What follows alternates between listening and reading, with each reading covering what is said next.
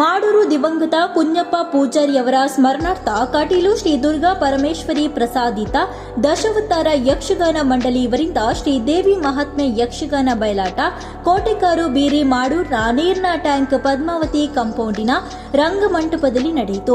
Vedamurthy K Lakshminarayana ಅಸ್ರನ್ನ ಅವರ ಮುಂದಾಳತ್ವದಲ್ಲಿ ಶ್ರೀದೇವಿ ನಿಲಯ ಮಾಡೂರಿನ ಸುಂದರಿ ಪೂಜಾರಿ ಮತ್ತು ಮಕ್ಕಳಾದ ಬಾಲು ಮತ್ತು ಸಹೋದರರಾದ ನೇತೃತ್ವದಲ್ಲಿ ಯಕ್ಷಗಾನ ಪ್ರದರ್ಶನಗೊಂಡಿತು.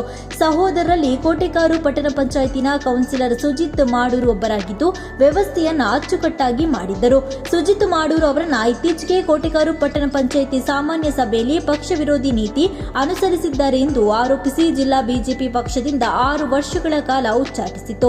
ಆದರೆ ಯಕ್ಷಗಾನ ಬಯಲಾಟದಲ್ಲಿ ಬಿಜೆಪಿ ನಿಕಟಪೂರ್ವ ರಾಜ್ಯಾಧ್ಯಕ್ಷರಾದ ನಳಿನ್ ಕುಮಾರ್ ಕಟೀಲ್, ಸಂತೋಷ್ ಕುಮಾರ್ ರೈ ಬೋಳಿಯರ್, ಚಂದ್ರಶೇಖರ್ ಉಚ್ಚಿಲ್, ಚಂದ್ರಹಾಸ್ ಉಳ್ಳಾಲ್, ಚಂದ್ರಹಾಸ್ ಪಂಡಿತ್ ಹೌಸ್, ಹೇಮಂತ್ ಶೆಟ್ಟಿ ದೇರಳಕಟ್ಟೆ, ಸೋಮೇಶ್ವರ ಪುರಸಭೆ ನಿಕಟಪೂರ್ವ ಅಧ್ಯಕ್ಷರಾದ ರಾಜೇಶ್ ಉಚ್ಚಿಲ್ ಸೇರಿದಂತೆ ಹಲವಾರು ರಾಜಕೀಯ ವ್ಯಕ್ತಿಗಳು ಗಣ್ಯರು ಭಾಗಿಯಾಗಿದ್ದರು.